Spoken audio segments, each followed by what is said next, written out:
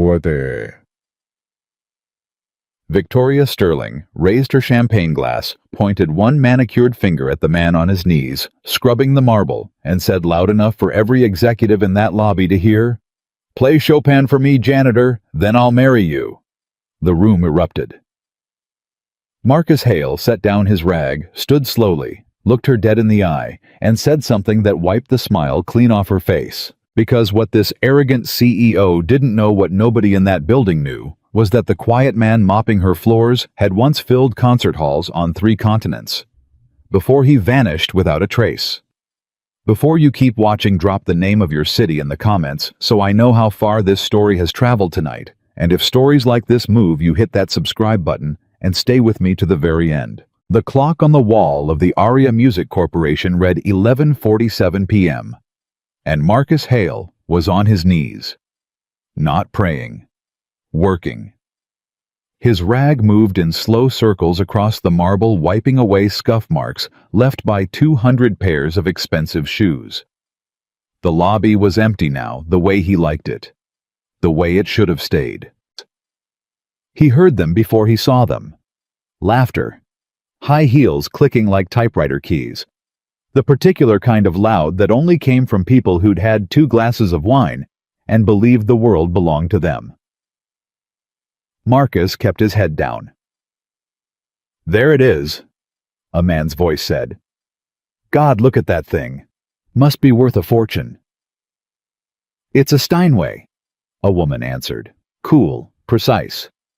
It's worth more than your salary, Preston." More laughter. Marcus knew that piano. He'd cleaned it 400 times.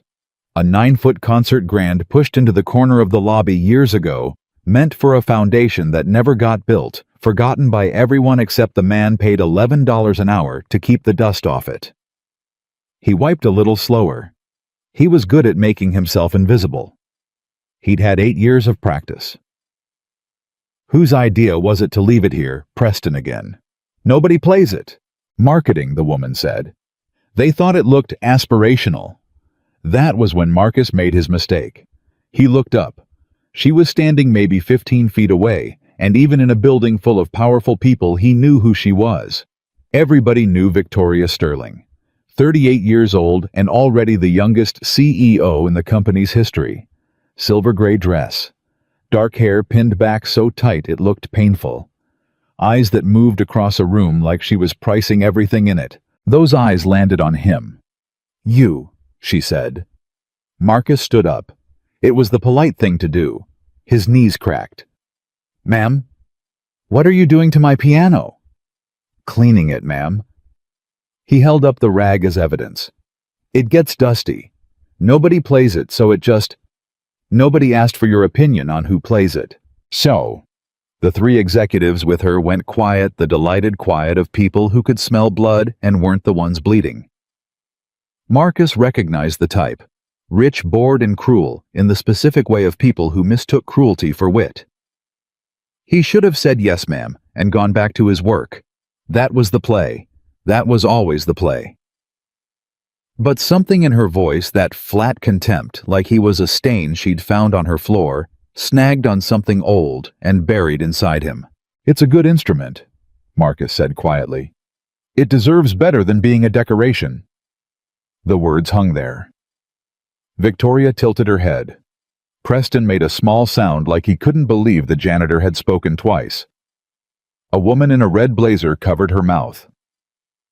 "It deserves better," Victoria repeated slowly, tasting the words. "Do you play then? Is that it? You've got opinions about what a Steinway deserves." "I know a little. A little."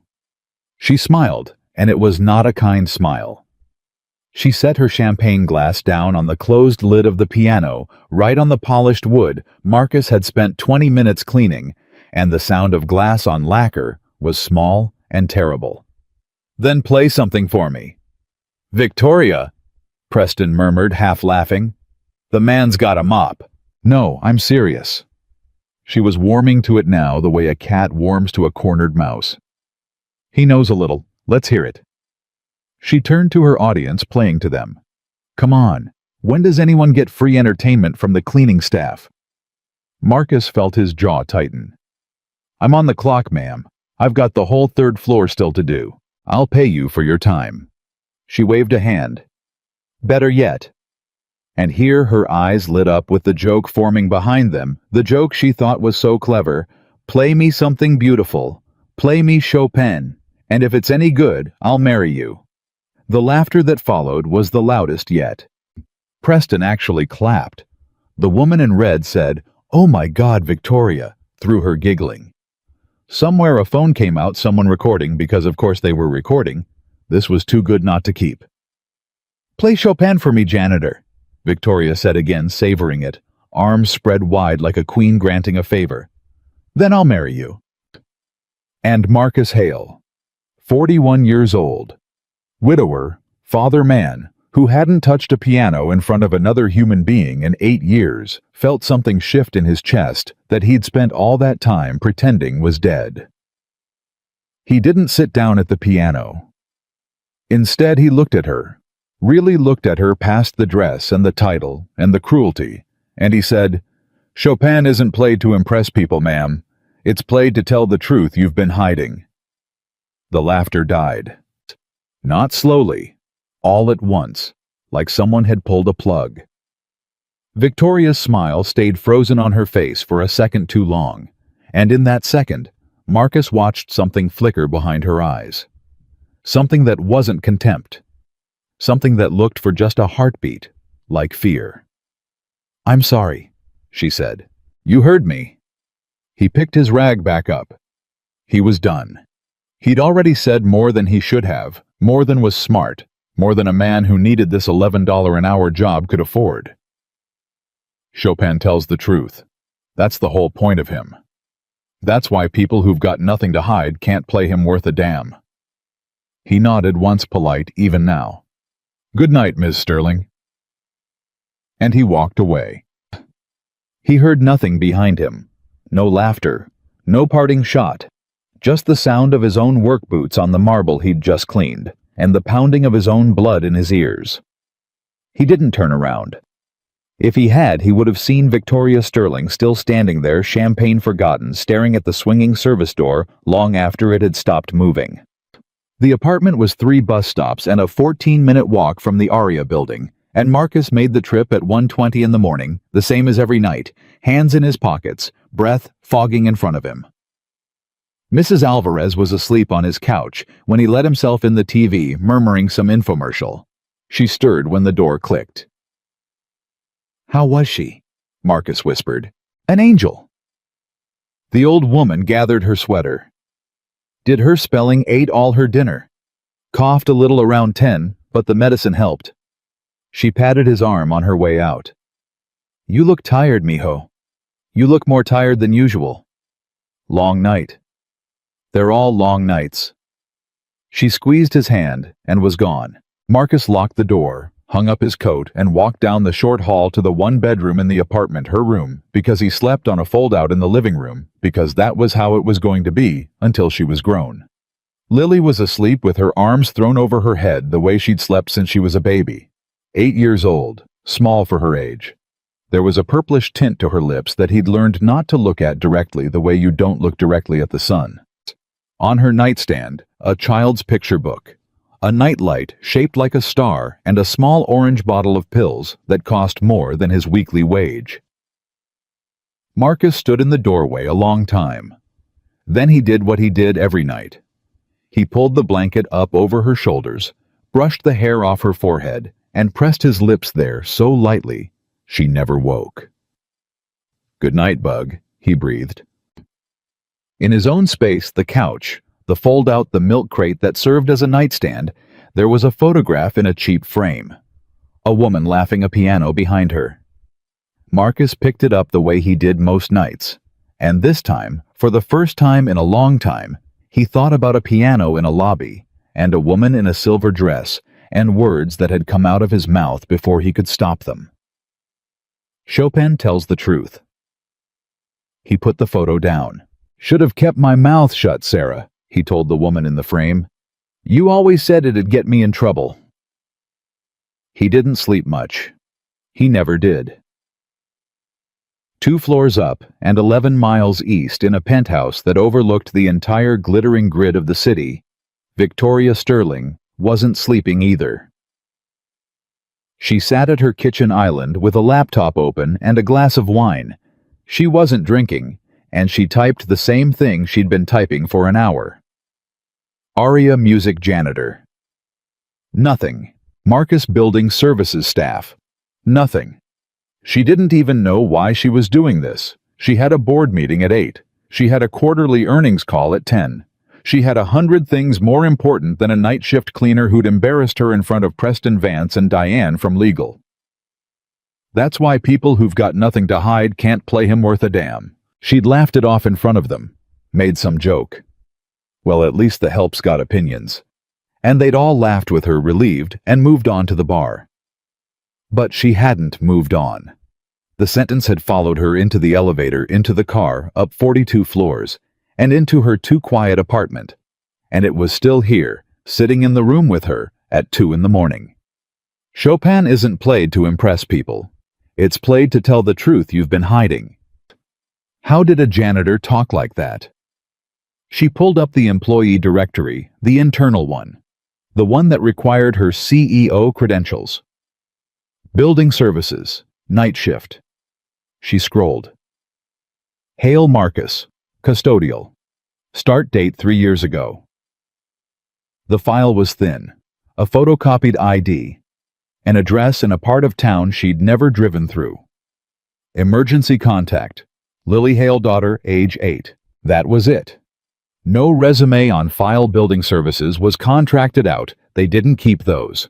No previous employment. Just a man, a start date, and a little girl. Victoria almost closed the laptop. Instead, she typed his full name into the search bar. Not the company search, the real one. Marcus Hale, pianist.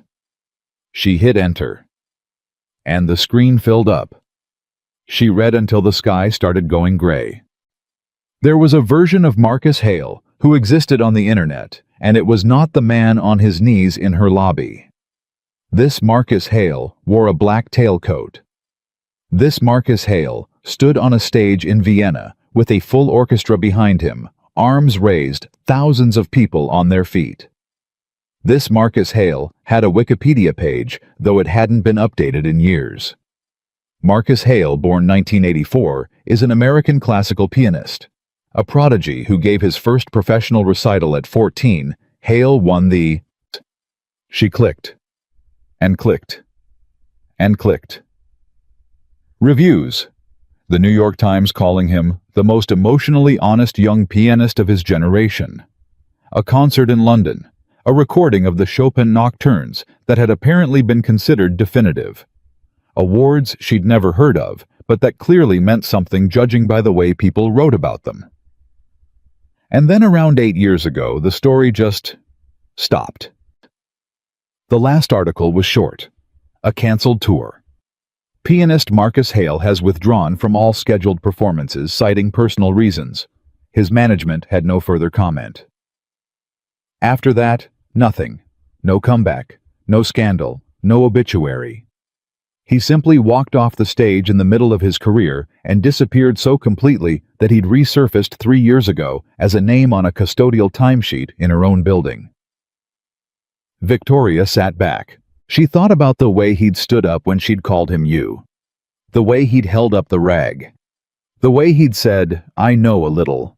I know a little." The man had played Vienna. She thought about the champagne glass she'd set on the piano lid, careless, entitled, and something hot and unfamiliar crawled up the back of her neck. It took her a moment to recognize it, because she was so rarely on the receiving end of it. It was shame. He was cleaning the same corner of the lobby the next night when the elevator opened, and she stepped out. Marcus saw her reflection in the marble before he heard her. He straightened rag in hand and prepared himself for round 2. Maybe she'd come to fire him. That would make a certain amount of sense. You don't embarrass Victoria Sterling in front of legal and keep your job. But she wasn't dressed for battle. No entourage. No champagne. Just Victoria in a coat, alone at midnight, holding 2 paper cups of coffee. I didn't know how you take it, she said. Marcus didn't move. Ma'am. Coffee. I brought coffee. She held one out. It was almost funny how out of practice she looked at doing something kind like a person miming a gesture in a language she didn't speak. I don't actually know if you drink coffee. You could hate coffee. This could be very stupid. He looked at the cup. He looked at her. Why are you here, Ms. Sterling? She lowered the coffee, set both cups down on a ledge carefully nowhere near the piano this time. She'd learned that much at least. I looked you up, she said. Marcus went very still. Marcus Hale, she said. Vienna, the Nocturnes recording, the Times Review. She watched his face, and his face gave her nothing, which somehow told her everything. You're not building services night shift. You're one of the most gifted musicians this country ever produced, and you're mopping my floor at midnight, and last night She stopped, started again. Harder for her this part. Last night I told you to play me a song and I'd marry you like you were a trained dog. In front of my staff, I put my drink on your piano. It's your piano, Marcus said quietly. You own the building. That's not the point, and you know it. The lobby was silent except for the hum of the after-hours air system. Marcus set down his rag on the piano bench slowly. What do you want from me, Ms. Sterling? He asked, and there was no anger in it. Just tiredness, bone deep. You want an autograph? You want me to say I forgive you? You want to know why a man like me is doing a job like this? He shook his head.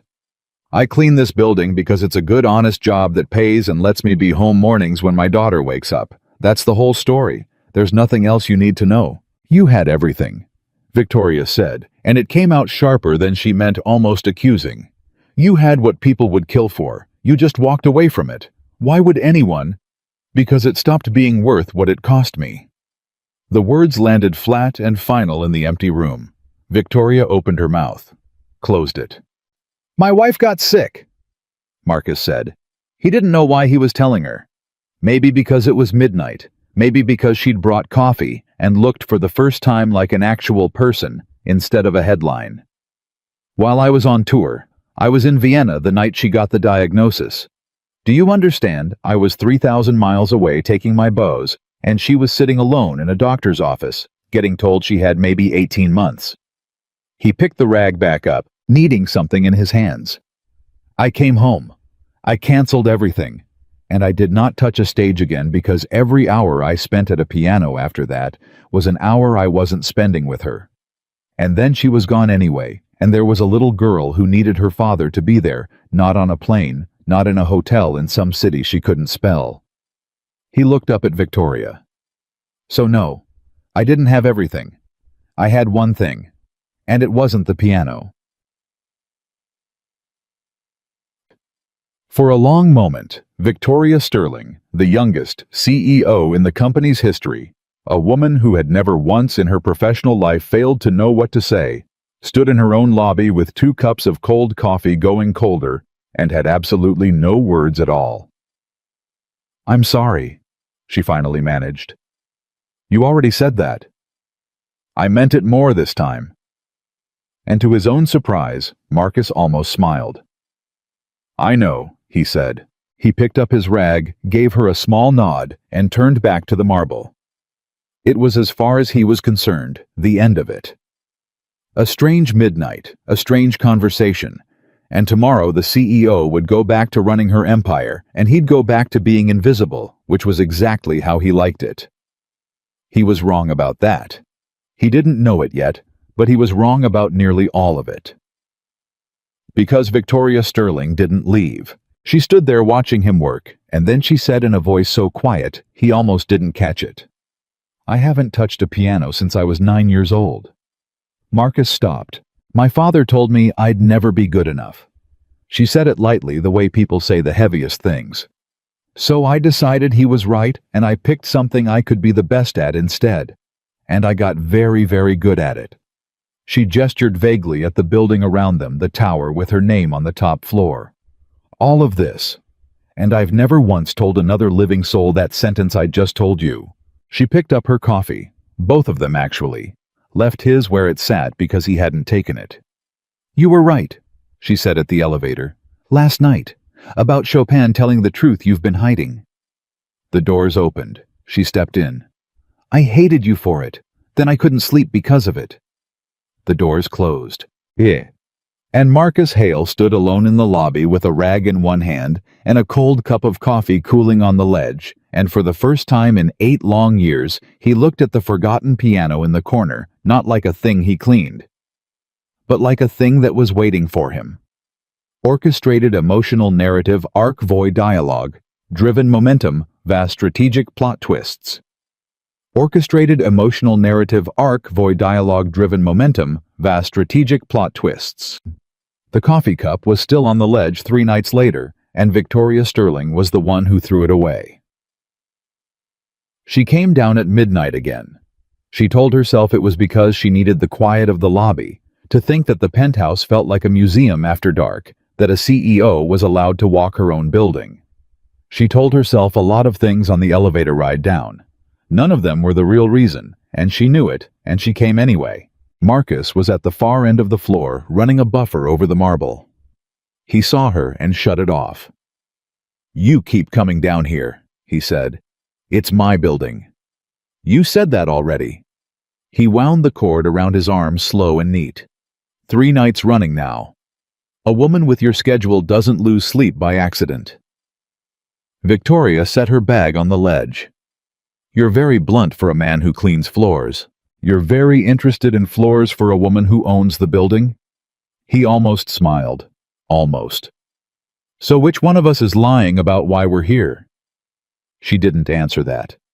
Instead, she walked to the piano, the forgotten 9-foot Steinway shoved in the corner, and she laid one hand flat on the closed lid right where her champagne glass had left a faint ring 3 nights before that Marcus had polished out an hour later. "Play it," she said. No. The word came out fast and hard, and it surprised both of them. "Just once." She turned to face him. "Not for the executives, not for a bet. There's nobody here, just me. Play one thing, and I'll never ask again." "You don't understand what you're asking." "Then explain it to me." Marcus set the buffer down. He crossed the floor slowly, and for a second Victoria thought he was going to do it, thought he was actually going to sit down and lift the lid, and her heart did something unfamiliar in her chest.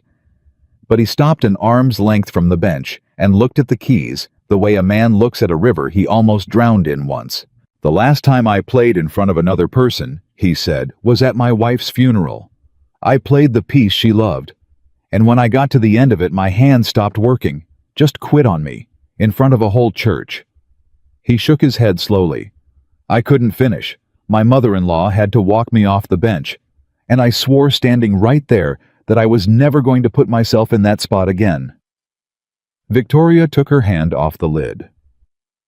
"I didn't know that," she said quietly. "You didn't ask, you just wanted the show." He picked his rag back up off the bench. "Same as the first night. Everybody always wants the show." That landed harder than she expected. Not because it was cruel, because it was fair. She stood there a long moment, and then she did something she had not planned, something that came from a place she kept locked and rarely opened. She sat down on the piano bench herself. Not to play, just to sit. She put both hands in her lap and stared at the black and white in front of her like it was a language she'd once spoken and forgotten. "My father was a music professor," she said. "Did I mention that?" "No. Juilliard, very respected, very cold." She traced the edge of one key with a fingernail, not pressing it, never pressing it. "He had a chair in his study, and when I practiced, I had to sit in that chair, and he'd sit across from me with a metronome and a pencil, and every time I missed a note, he'd tap the pencil once on the arm of his chair. Just once. Tap." She did it herself, one nail against the wood of the piano. "By the time I was 8, I'd flinch before I even hit the wrong note. I'd flinch at notes I was about to get right because I couldn't tell the difference anymore between playing and being punished." Marcus had gone very still behind her. "The night I quit," she said, I played a piece all the way through. Perfect. Not one mistake. I remember I was so proud I could barely breathe. And I looked up at him waiting for, I don't know, something, anything. Her voice didn't crack. That was almost the worst part, how steady it stayed. And he put down his pencil and he said, you have the fingers, but you'll never have the soul, Victoria. Technique can be taught. What you're missing can't. And then he got up and made himself a drink. The air system hummed. Somewhere above them, the building slept. I was 9, she said. I never touched a piano again. And I built all of this instead. She finally turned on the bench to look at him. So when you told me Chopin tells the truth people are hiding, you want to know why I couldn't sleep? Because I've spent 30 years making sure nobody ever gets close enough to hear whether I have a soul or not. And a janitor figured it out in one sentence. Marcus was quiet for a long time. Then he said, your father was wrong. You never heard me play. I don't have to. He sat down on the far end of the bench, careful to leave space between them, and it was the closest he'd come to that piano in 8 years. A man who needs a metronome and a pencil to raise his kid doesn't know the first thing about soul. Soul isn't in the notes, Ms. Sterling. It's in why you're playing them. He was so busy grading you, he never once asked you that question. And you were 9 years old. 9-year-olds don't have soul yet. They have parents who are either watering them or letting them dry out. He looked at her. He let you dry out, and then he blamed the plant. Victoria Sterling, who negotiated 9-figure deals without blinking, felt her eyes sting, and she hated it. And she blinked it back hard. Don't do that, she said. Do what? Be kind to me. You're the maintenance man. You're supposed to hate me. It was so much easier when you just resented me like everybody else. I don't hate you. He stood back up because the bench was too close and too dangerous, and 8 years of a promise was pressing on his back. I feel sorry for you. There's a difference. She laughed one short broken sound. God, that's so much worse. I know, he said. That's why I said it. And that was the night it changed. Not with a performance, not with a kiss. With 2 broken people sitting on a piano bench, neither of them could play, telling the truth to a stranger because strangers are the only ones safe enough to tell. Over the next 2 weeks, Victoria Sterling started scheduling her nights around midnight. Wow, she would never have admitted it. Her assistant noticed she stopped taking late dinners. Preston Vance noticed she left the office earlier, and then somehow was seen leaving the building far later, sometimes near 1 in the morning, and he filed that away, the way men like Preston file everything away for later, for leverage. But in the lobby and the quiet, something honest was growing. Marcus would clean, and Victoria would sit on the bench, and they would talk. Not about music mostly. About her father. About his wife. About the 1,000 small, brutal things that had made them who they were. She told him about the deals she'd won and how empty the winning felt. He told her about teaching Lily to ride a bike in a parking lot at 6 in the morning because it was the only free time he had. She fell, Marcus said, laughing for the first time Victoria had ever seen. Skinned both knees, and she got up and looked at me with these 2 bloody knees and said again, Daddy. Not crying, just again. Like the falling was the boring part, and she wanted to get back to the flying. She sounds like something, Victoria said softly. She's everything, Marcus said, and the laughter went out of his face all at once, and Victoria saw it. Saw the shadow cross him, and she'd been reading people her whole career, and she knew a man hiding a wound when she saw one. Marcus. It's late, he said. You've got that Tokyo call. Marcus, what is it? He almost didn't tell her. He'd told her about Sarah and about Vienna and about his hands quitting at the funeral. But this one thing he'd held back because saying it out loud to another person made it real in a way he couldn't afford. But it was 1 in the morning, and she was looking at him like she actually wanted to know, and he was so tired of carrying it alone. Lily has a heart condition, he said. She was born with it, a hole that didn't close the way it was supposed to, and a valve that doesn't work right. She's had 2 surgeries already. She needs a third. He swallowed. A big one. And soon.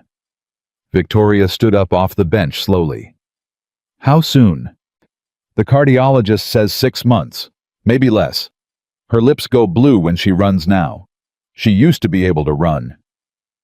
His voice stayed level, and that was the terrible thing, how level it stayed, a man reciting a nightmare like a grocery list, because if he let one crack open, he'd lose the whole wall.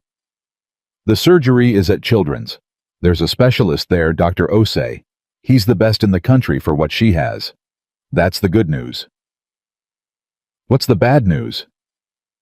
He looked at her. The bad news is what it costs, he said, and that my insurance from the contract company covers about 1/3 of it, and that 1/3 of it still leaves a number I can't say out loud without feeling sick.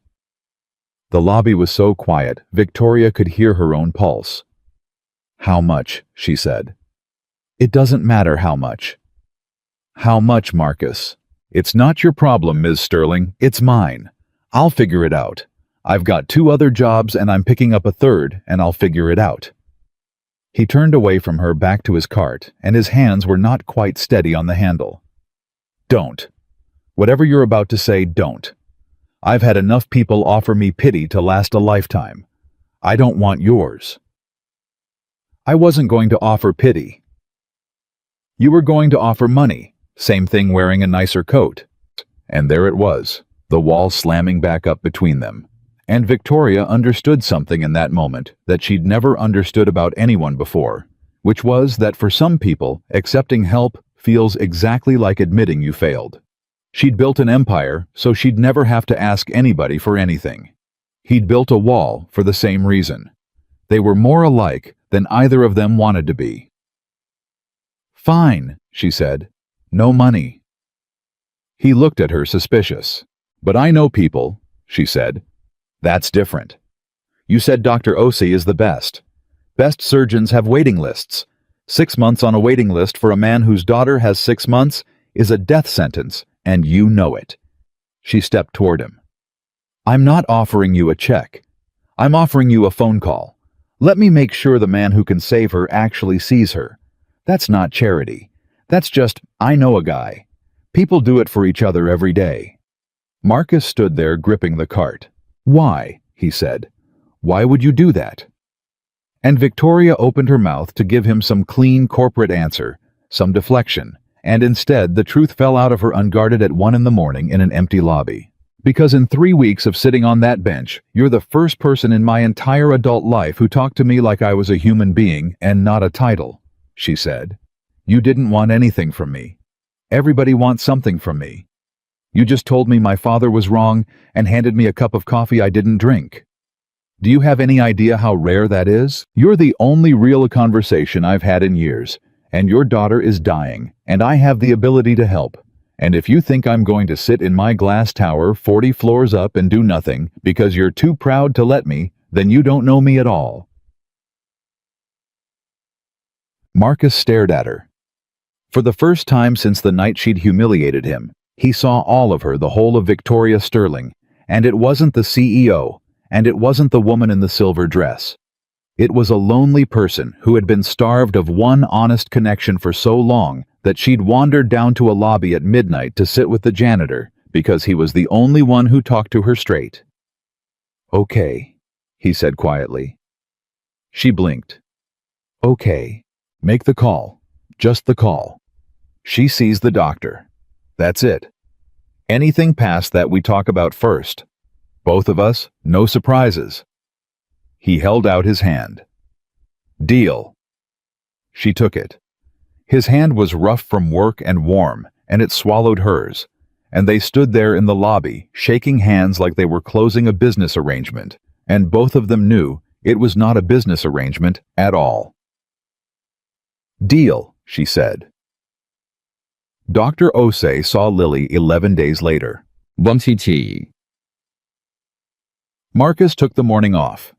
The first morning he'd taken off in 14 months, and he sat in a waiting room at Children's Hospital in a chair too small for him with Lily's small hand in his, And he told himself over and over not to hope, because hope was the thing that had hollowed him out after Sarah. Hope was the enemy. You don't survive by hoping. Lily was not afraid. That was the thing that broke him a little every time. She was never afraid. "Daddy, is this the fancy doctor?" "This is the fancy doctor bug." "Is he gonna fix my heart so I can run again?" "He's gonna try real hard." "I want to run again," Lily said, matter-of-fact, swinging her feet. "I want to be on the relay at school. Maya gets to be on the relay. I have to sit and watch." She looked up at him. "Do you think he can make it so I run faster than Maya?" "Yes." And Marcus Hale, who had not cried in front of another person since his hands quit at a funeral 8 years ago, had to look up at the ceiling and blink very hard and pretend there was something in his eye. "I think," he said carefully, "that if any doctor in the whole world can get you beating Maya, it's this one."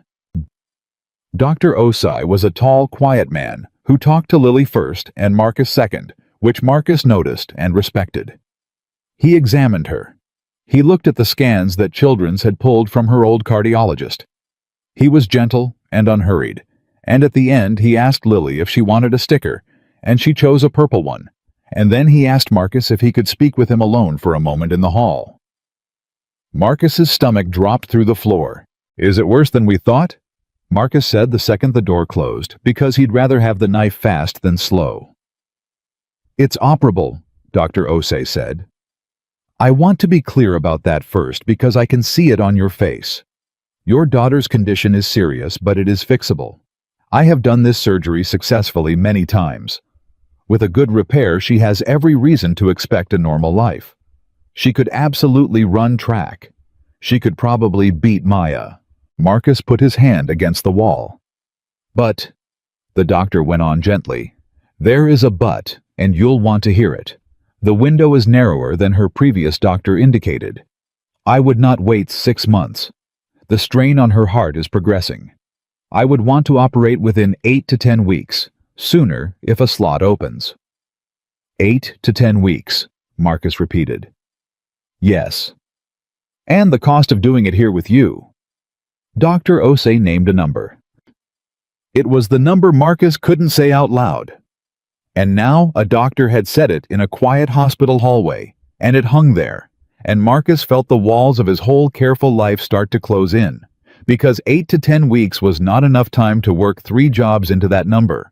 It was not enough time to do anything except watch the clock run out. "I understand," Marcus said. "Thank you, doctor." He didn't tell Victoria the number when she asked that night. He said the appointment went well. He said the surgery was possible.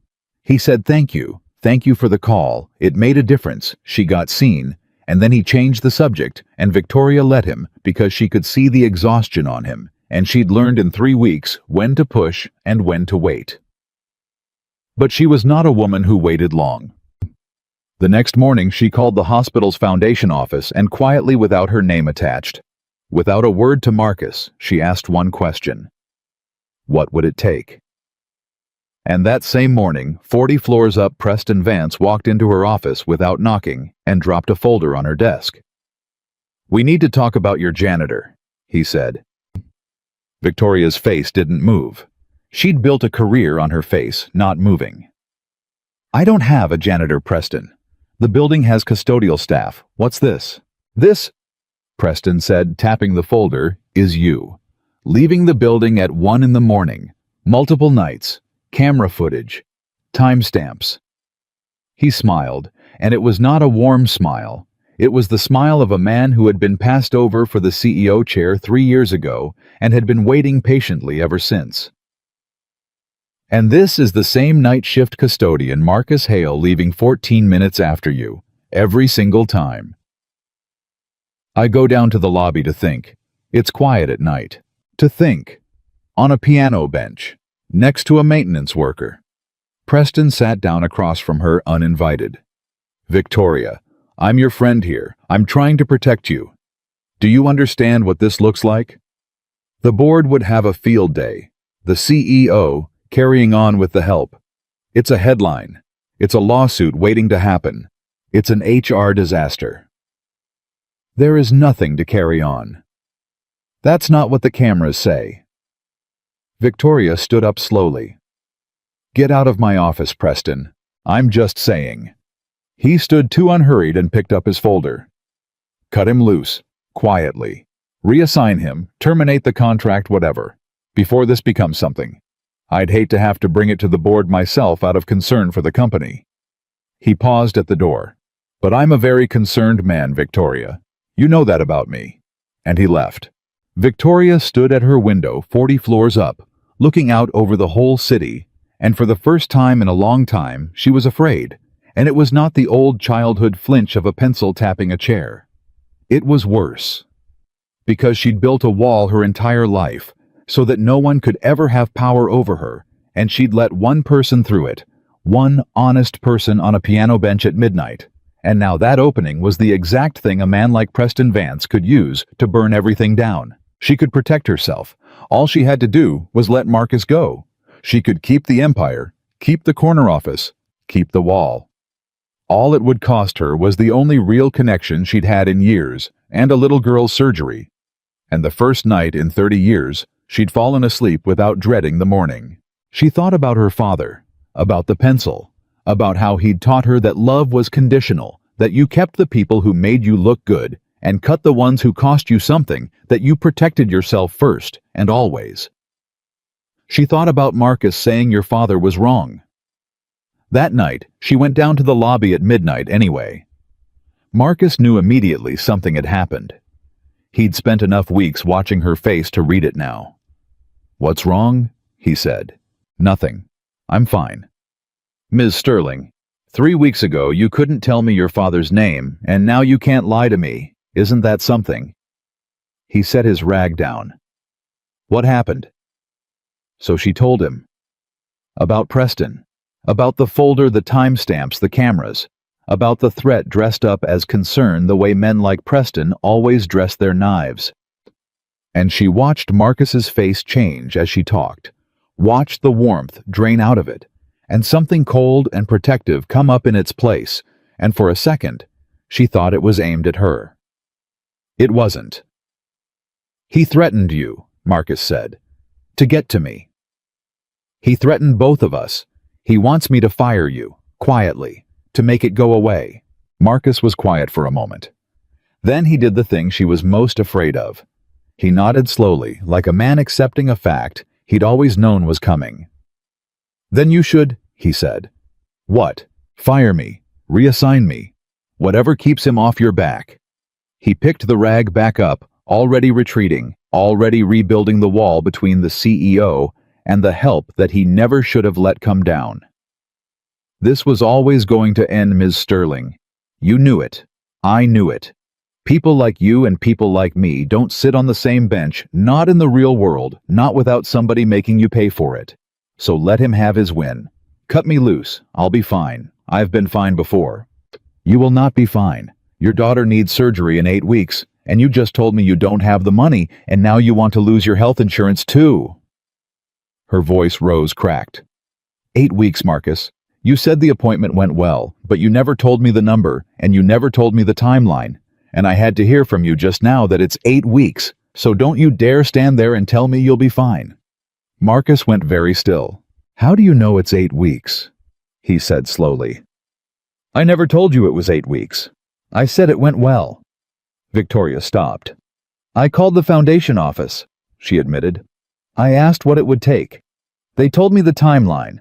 Marcus, I was going to tell you, I wanted to have a plan first before I brought it to you so it wouldn't feel like charity, so it would feel like something we figured out together. I was trying to do it right. You called about my daughter behind my back. To help. We had a deal. His voice was low now and shaking, and she'd pushed him too far, and she knew it the second the words left him.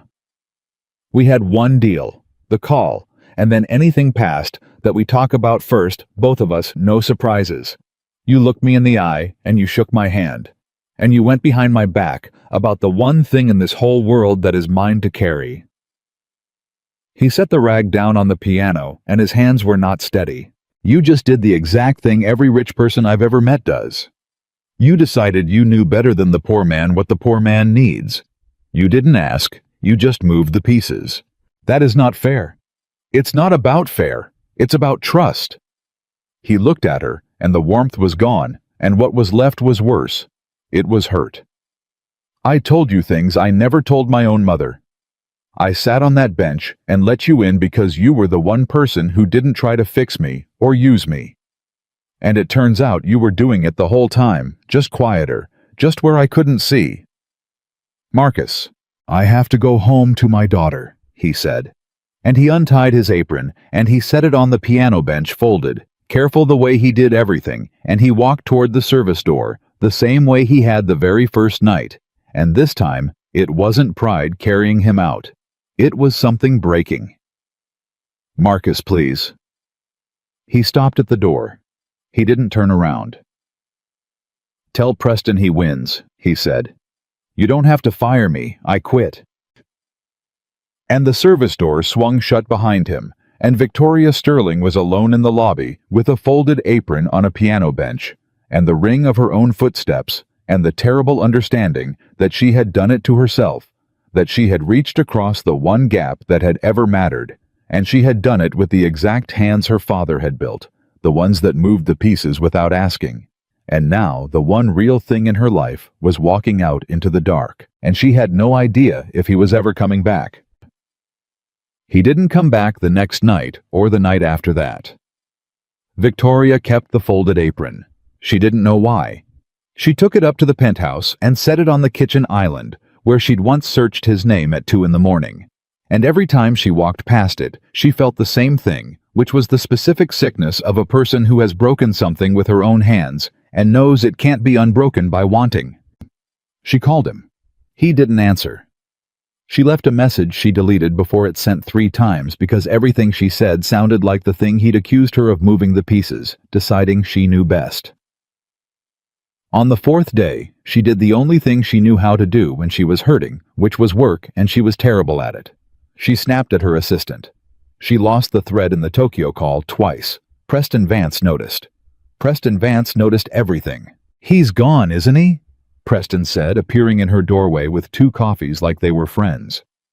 The custodian. Contract company says he quit. No notice. He set a coffee on her desk. She didn't touch it. You did the right thing, Victoria. I know it wasn't easy. But you protected the company. You protected yourself. That's what leaders do. Get out. I'm just saying you made the smart. I'm go. I said get out, Preston, and take your coffee with you. She looked up at him, and something in her face made him actually take a step back. You think you did something clever. You think you cornered me.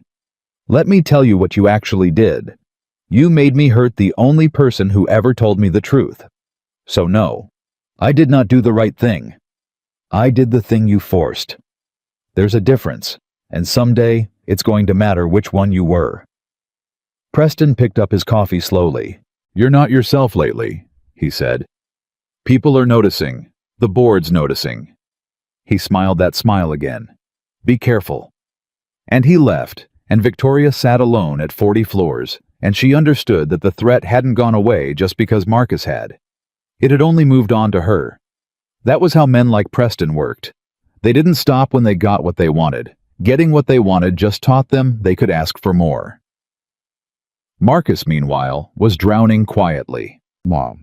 He picked up the 3rd job overnight stocking at a warehouse, which meant he now slept in 90-minute pieces between shifts and saw Lily mostly while she was sleeping, which was its own kind of grief. He'd wake her for school, make her breakfast, get her to Mrs. Alvarez work, come home. And the number, Dr. Osei's number, sat on the kitchen table in the form of a hospital estimate that he'd done the math on so many times the paper was soft at the folds. 8 weeks. The clock did not care how many jobs he worked. He ran the numbers again at 3 a.m. after a warehouse shift, sitting at the kitchen table with a calculator, and no matter how he ran them, working himself to the bone for 8 straight weeks, got him maybe a 5th of the way there. A 5th. He put the calculator down, and he put his face in his hands, and for the first time since Sarah died, Marcus Hale let himself think the thought he'd been out running for 8 years, which was that being a good father was not going to be enough, that all his sacrifice and all his pride and all his careful walls were not going to add up to the number that kept his daughter alive, and that maybe the cruelest thing in the world was to love a child completely and still not be able to save her. That was when Lily came out of her room. "Daddy!" He wiped his face fast. "Hey, Bug, what are you doing up? It's the middle of the night." "I heard you."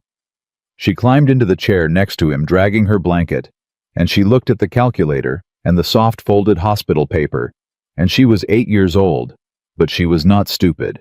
She had never once been stupid. "Is that the money paper for my heart?" "You should be asleep." Maya's mom says her cousin had a heart thing and they did a car wash to pay for it. Lily said it very seriously, like she was offering him a real solution. "We could do a car wash. I could hold the sign. I'm good at signs." And Marcus had to look at the ceiling again. "Yeah," he said when he could talk. "Yeah, maybe we'll do a car wash, Bug. That's a good idea. Come on, bed." Jeez. He carried her back. She was so light. She was always so light, and lately lighter, and he hated that he noticed. He tucked her in, and she caught his hand before he could go. "Daddy, are you scared?" He almost lied. He'd lied to her about 100 small things to protect her. But she was looking at him with Sarah's eyes, and he was too tired to build the wall. And he told her the truth. "A little?" he said. "Yeah, me too," Lily whispered. "But then I remember you're the best daddy, and you always figure it out. You figured out the bike. You figured out the pancakes shaped like dinosaurs.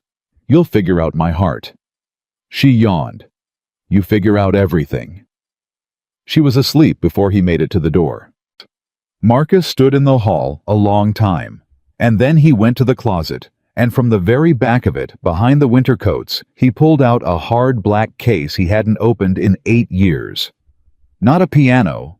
He couldn't afford a piano. But inside the case was a keyboard, an old weighted electronic one.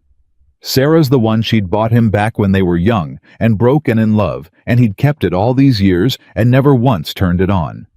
He set it up on this kitchen table at 4 in the morning. He plugged in a pair of headphones so he wouldn't wake her.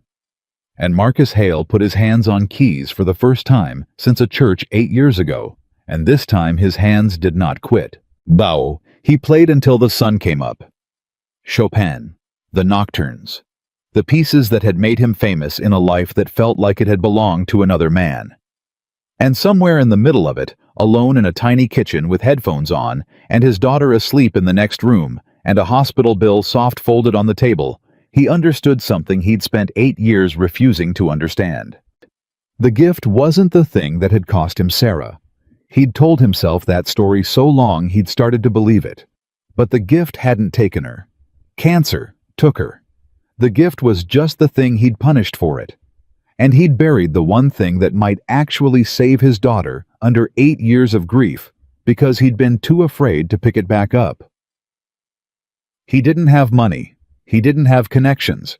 He'd walked away from the one woman who had both. But he had this. The Aria Music Corporation's annual charity gala was in 9 days, and it was, as it happened, the single largest fundraising event on the city's calendar. $500,000 raised in a night. Old money, new money, the mayor, the papers. And its centerpiece every year was a performance by a world-famous pianist. This year, a Russian virtuoso flown in at enormous expense. Marcus knew all of this because he used to clean the ballroom where they held it. Kitty. He didn't have a plan yet, but for the first time in 8 years, sitting at that kitchen table as the sun came up, Marcus Hale had a piano under his hands and an idea forming in the dark. Banshiki. 6 days later, the plan fell into his lap in a way he could never have arranged, because the Russian virtuoso's plane was grounded by a storm in Frankfurt, and 48 hours before the gala, the Aria Music Corporation had a $5,000 a plate event, 400 of the wealthiest people in the state, a full press list, and no one to play. Victoria found out at 9 in the morning. Her events director was nearly in tears. "There's no one," the woman said. "Not on this notice. Everyone good is booked a year out. We can hire a jazz trio, a string quartet, something for background. But the centerpiece performance is the whole point. It's what the donors come for. It's on the invitation, and we have nothing." And Victoria Sterling, who had not slept properly in a week, who still had a folded apron on her kitchen island, had a thought so reckless it frightened her. She could play. 30 years since she'd touched a piano. A father's voice in her head saying she'd never have the soul. But she'd been sitting on a bench in a lobby for 3 weeks next to a man who'd told her that her father was wrong, and some ember she'd thought was long dead had been quietly glowing this whole time. And here was the thing about Victoria Sterling that had made her a CEO at 38, which was that when the room was on fire, she did not freeze, she walked in. "I'll do it," she said. Her events director stared at her. I'm sorry." "I'll play. I studied as a child. I'll play the centerpiece."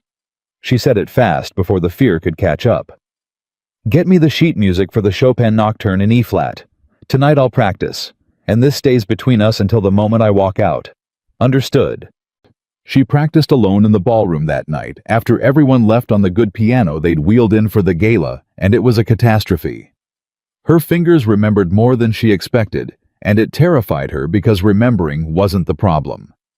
The problem was that every time she hit a wrong note, she heard the pencil tap, and she flinched, and the flinch cost her 3 more notes, and by 11 o'clock she was shaking and furious and certain she'd humiliate herself in front of 400 people and every newspaper in the state.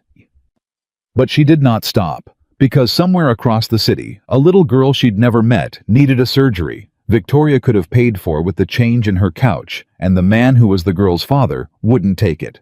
And this insane public performance was the only way Victoria could think of to force the money into the world in a way that couldn't be called charity. She would announce live that all proceeds of the evening, every plate, every pledge, would go to a children's cardiac fund at Children's Hospital. She'd stack the room with the wealthiest donors in the state, and she would play her heart out and shame them into generosity, and somewhere in that $500,000 would be a little girl's beating heart, and Marcus would never have to know it came from her. It was, she realized around midnight, the most honest thing she had ever tried to do, and she was probably going to fail at it in front of everyone. The night of the gala arrived. I see. 400 people in the ballroom. The mayor at table 1, 3 newspapers, and 2 local stations. Preston Vance in a tuxedo, working the room, watching Victoria with those patient waiting eyes. And Victoria backstage in a gown, hands ice cold, a father's voice in her head sicker than she'd ever been before any deal in her life. What she did not know was that Marcus Hale was in the building. Matters. He'd talked his way in the service entrance, the one he'd used for 3 years, and no one stopped a man who knew exactly where he was going and walked like he belonged. He wore the one suit he owned, the one he'd worn to Sarah's funeral, and he carried nothing, and he had come with a reckless, half-formed plan to find someone. Anyone a donor? A board member to tell his daughter's story.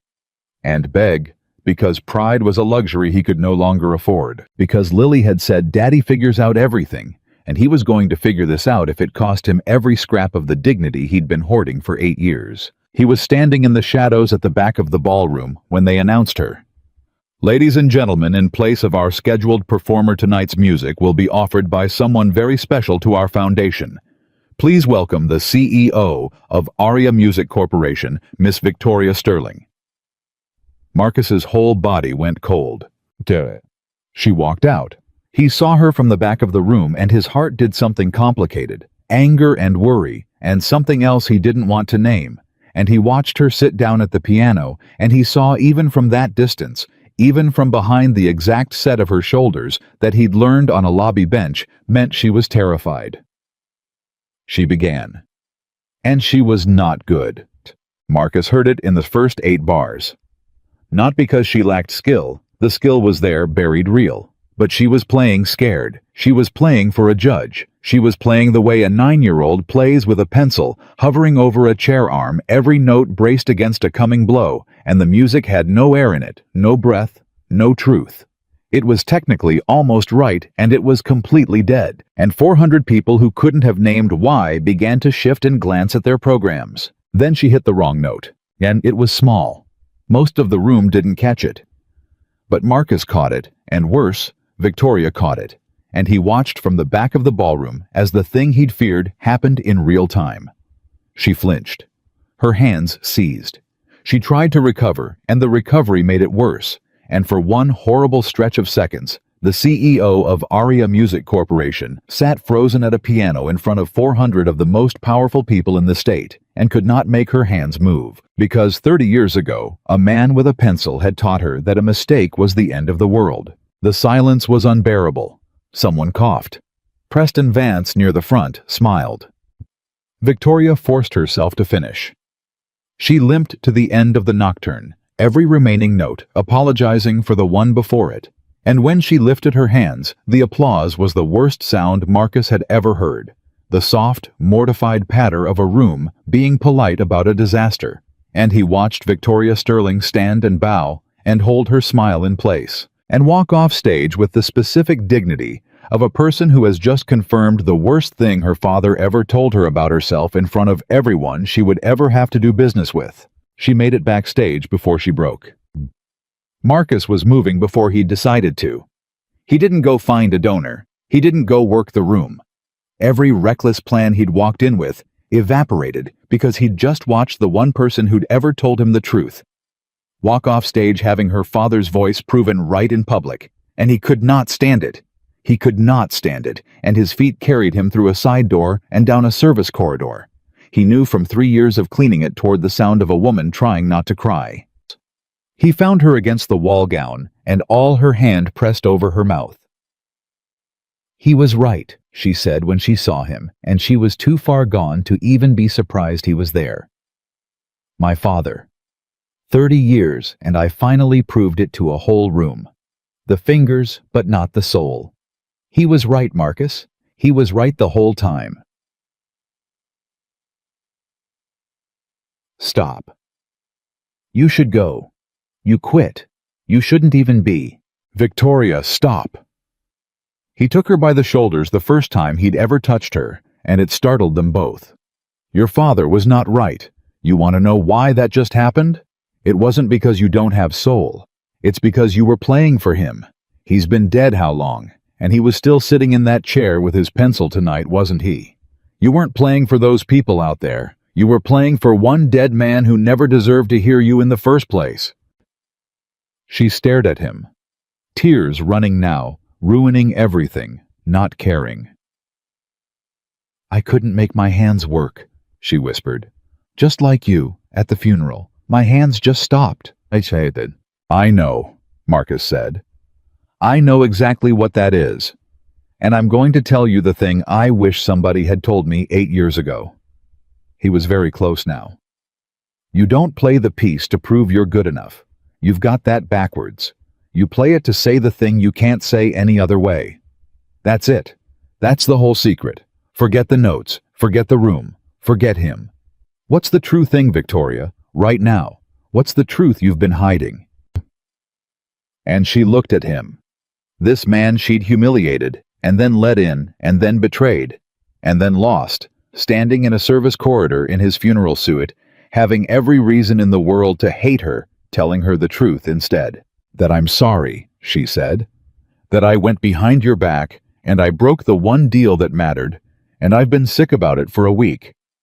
That I set up the whole gala tonight to pay for Lily's surgery without you ever knowing so it wouldn't be charity, and I ruined it. I ruined that too. That I... Her voice broke completely. That in 3 weeks on a bench you made me feel like a person for the first time since I was 9, and I threw it away because I was too much like him to know how to just accept something good. Marcus went very still. The gala, he said slowly. That's what tonight was. You did all this. For her. It doesn't matter now. I froze. There's no money coming. I couldn't even do that right. That's it. And Marcus Hale stood in that corridor and understood all at once that the woman in front of him had walked out in front of 400 people and risked total public humiliation not to save herself, but to save his daughter in a way engineered so carefully that he'd never even have to know he'd been helped. She'd tried to save Lily's life anonymously, and failed publicly, and was now standing here apologizing to him for it. Everybody always wanted the show, he'd told her once. He'd been wrong about her. He'd been wrong about a lot. He let go of her shoulders. He turned and looked back down the corridor toward the ballroom, toward 400 of the wealthiest people in the state, and the reckless half-plan he'd walked in with came back to him, transformed, now clarified, because there was a piano out there and a room full of money and a little girl at home who'd said, "Daddy figures out everything." "Stay here," he said. "Marcus, what are you? You said you did all this so it wouldn't be charity." He was already moving toward the ballroom doors, already loosening the collar of his funeral suit, already becoming, after 8 years, the man he'd buried. "So, let me do the one thing you can't buy your way into. Let me tell the truth. You haven't played in front of anyone in 8 years. Your hand's at the funeral." He stopped at the door, one hand on it, and looked back at her. "My hands didn't quit at the funeral because of the crowd," he said. "They quit because I was playing goodbye. Tonight I'm not playing goodbye." He pushed the door open, and the light and the murmur of 400 confused wealthy people spilled out around him. "Tonight I'm playing for her life." Chopin. And Marcus Hale walked out toward the piano in his funeral suit, unannounced, a man the whole room thought was a stranger, and behind him, Victoria Sterling put her hand over her mouth for an entirely different reason. And out in the ballroom, the first person to notice the janitor from the lobby walking toward a $500,000 stage was Preston Vance, whose patient smile, finally for the first time all night, began to fade. The room didn't know what to make of him at first. A man in an old dark suit walking toward the piano with no announcement, no introduction, no place in the program. A few people assumed he was staff coming to adjust the instrument. A few thought he was a late replacement. The event director near the wall went pale and started moving toward him to intercept, and Preston Vance rose halfway out of his chair at table 3 because Preston was the only person in that ballroom besides Victoria who knew exactly who this man was. "That's the janitor," Preston said loud enough for his table to hear. "What is he? Somebody stop him!" But Marcus was already at the bench, and he sat down before anyone reached him, and he put his hands flat on his knees for a moment, the way he used to before every concert in another life. And the room, sensing something it couldn't name, went quiet enough that Preston's next words landed in dead silence. "He's a custodian," Preston said, standing now. "This is a mistake. Security. Let him play." It was Victoria's voice from the side of the room where she'd come out of the corridor, still in her gown, with her eye makeup ruined, and every head turned. She wasn't asking. She said it again, steadier. The CEO's voice, the one that closed rooms. Let him play. And Preston, caught standing in a silent ballroom with 400 people and 3 newspapers watching, had no good move. He sat back down, slowly, his jaw tight, filing it away the way he filed everything for later. Marcus never looked at any of them. He lifted his hands and he began to play, and 8 bars in the entire room understood that they were not watching a mistake. He played the nocturne in E-flat, the same piece Victoria had just butchered, and where hers had been braced and apologetic. His was the opposite of braced. It was open. It was a man setting something down that he'd carried too long. He didn't play it flashy. There were pianists alive who could play more notes faster, cleaner. That wasn't what this was. Every phrase came out of him like it cost him something, and like paying the cost was a relief. It was grief, and it was love, and it was 8 years of a man not touching the one thing that made him whole, all of it pouring out through his hands into a room full of strangers who had come to be seen and were instead, against their will, being moved. A woman at table 1 put down her fork. The mayor stopped whispering to his aide. And Victoria Sterling, standing at the side of the room in her ruined gown, understood for the first time what her father had actually stolen from her because she was watching a man do the thing she'd been told her whole life was impossible for her. The thing called soul, and it turned out it wasn't a talent at all. It was just permission. Permission to tell the truth out loud. Her father had spent her childhood making sure she never gave herself that permission, and here was a janitor giving it to himself in front of 400 people, and it was the most beautiful and the most painful thing she'd ever seen. What no one in that ballroom knew, what Marcus himself didn't know, was that near the back, a young woman named Sophie, who ran the foundation's social media, had lifted her phone the moment she realized what she was hearing, and she was recording. All of it.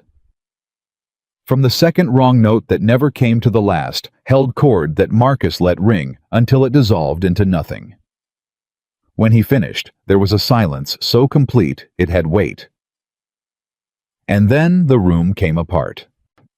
They were on their feet, all 400 of them, the mayor, the old money, the reporters, people who had come to a gala to network and be photographed, and they were standing, and some of them were crying, and they did not entirely know why, and the sound of it broke over Marcus like a wave he'd forgotten existed. He sat at the bench with his hands in his lap, and he did not stand and bow the way the old Marcus would have. He just sat there spent, hollowed out, and somehow filled up at the same time. Then he did stand, but not to bow. He stood, and he raised one hand, and slowly the ovation quieted, because a man who plays like that has earned the right to be listened to when he speaks. And Marcus Hale, who had spent 8 years making himself invisible, looked out at the wealthiest room in the state and told them the truth. "My name is Marcus Hale," he said. His voice wasn't trained for speaking to crowds the way his hands were trained for playing to them, and it shook, and that made it land harder. "Some of you know me. I clean this building at night. I've mopped the floor most of you walked in on tonight." A ripple went through the room. "A long time ago I played concert halls. I gave it up.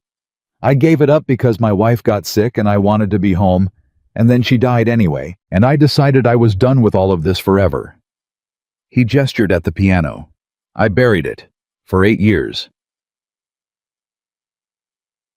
He paused, and you could hear the whole room breathing. "I came here tonight to beg," Marcus said simply, and the honesty of it, the sheer nakedness of a proud man saying that word out loud, silenced even the ones who'd been whispering.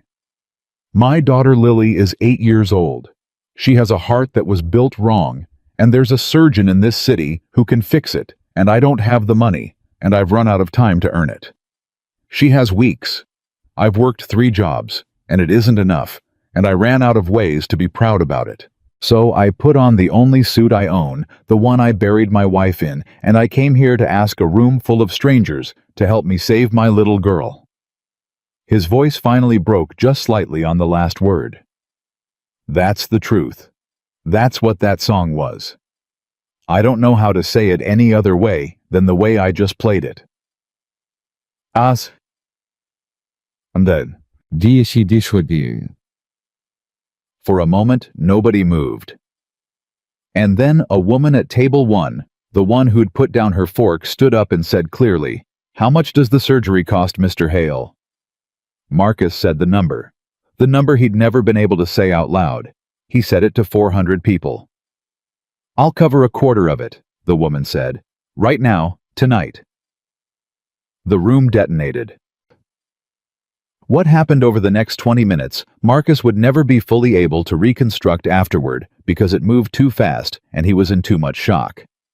The event director, quick on her feet, grabbed a microphone and a pledge sheet. The mayor stood and matched the first woman's quarter. A tech founder at table 9 pledged the same. Someone shouted that they'd fund the whole recovery, the physical therapy, the follow-ups, whatever the surgery didn't cover.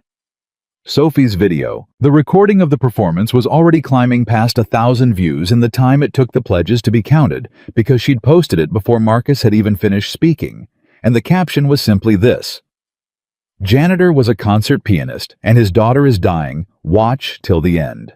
Yeah. By the time the event director tallied the pledges, the surgery was funded 3 times over. 3 times.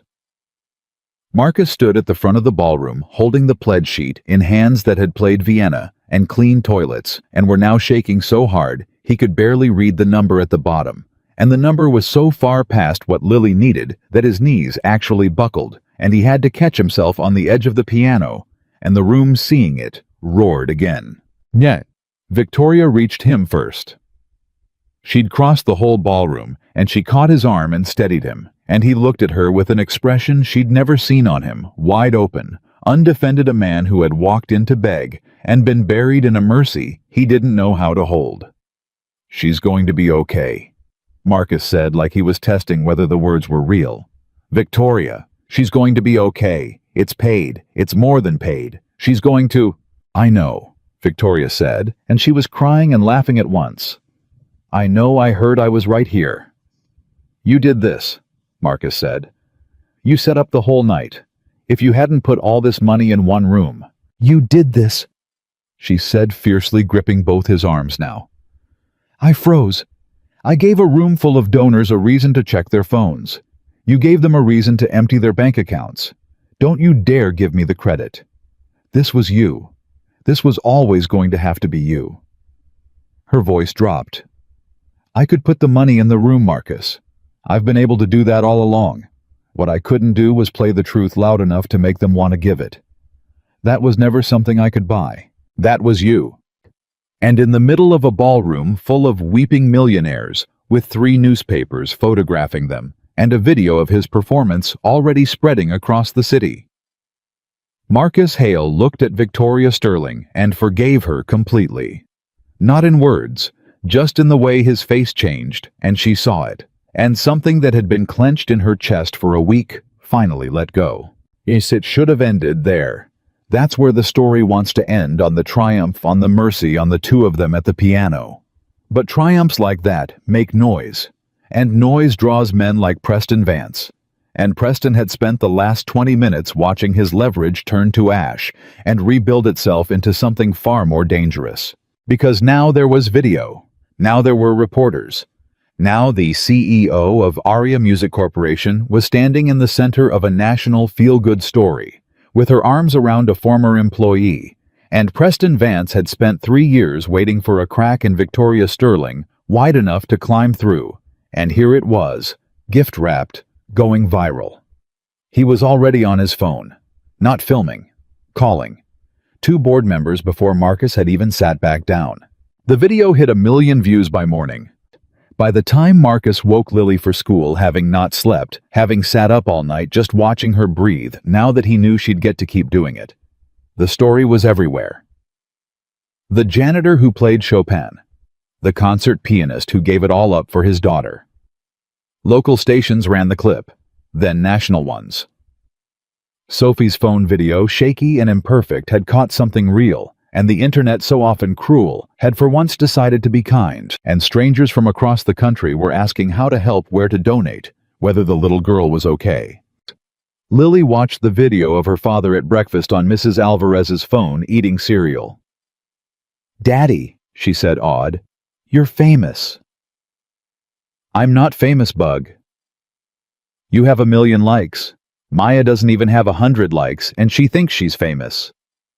Lily set down her spoon and looked at him with total seriousness. "Does this mean my heart's getting fixed?" Marcus knelt down in front of her chair. "Yeah," he said. "Yeah, Bug. Your heart's getting fixed. A whole lot of people who don't even know you decided they wanted to help. Dr. Osi is going to do the surgery, and it's all paid for, and you're going to be okay." Lily considered this. "And then I can run the relay. And then you can run the relay. Faster than Maya. Faster than Maya." Lily nodded, satisfied, and went back to her cereal, and Marcus stayed kneeling on the kitchen floor for a moment longer, because a man can only take so much good news at once after so many years of bad, and he needed a second to let it be true. But while Marcus was on his kitchen floor 40 floors up across the city, Victoria Sterling was walking into an ambush. They'd called an emergency board meeting for 8 a.m. She knew the moment she saw the room. Every seat full, faces closed, and Preston Vance at the far end, not at the head of the table, but positioned like a man who expected to be soon. "Victoria," the board chair, an old man named Whitfield, began. "Thank you for coming.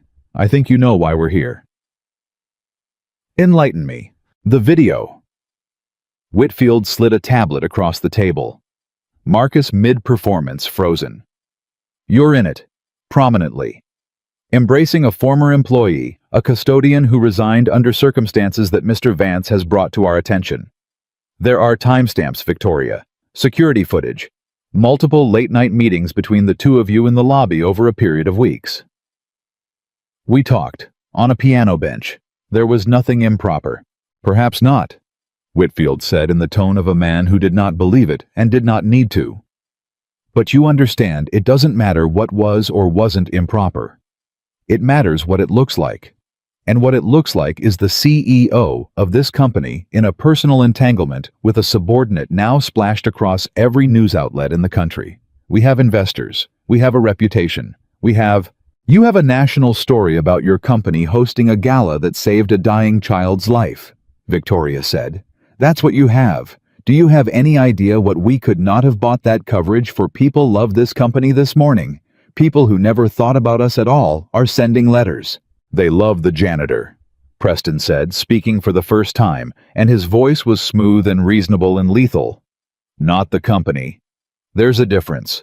And they'll love him right up until someone points out that the CEO was carrying on with an hourly contractor, that she may have used a company charity gala to funnel funds toward her personal relationship, that there are real questions of judgment here. He spread his hands, reasonable, so reasonable. I don't say these things happened, Victoria. I say they will be said. By reporters, by competitors.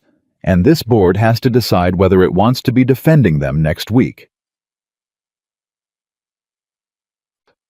Victoria looked around the table, and she saw it the way people are always secretly relieved to have permission to do the cowardly thing, and she understood that Preston had already worked this room one call at a time all night, while she'd been foolishly happy. So what's the ask? She said flatly. Whitfield glanced at Preston. That glance told her everything. The board would like you to issue a statement, Whitfield said, distancing the company and yourself from Mr. Hale.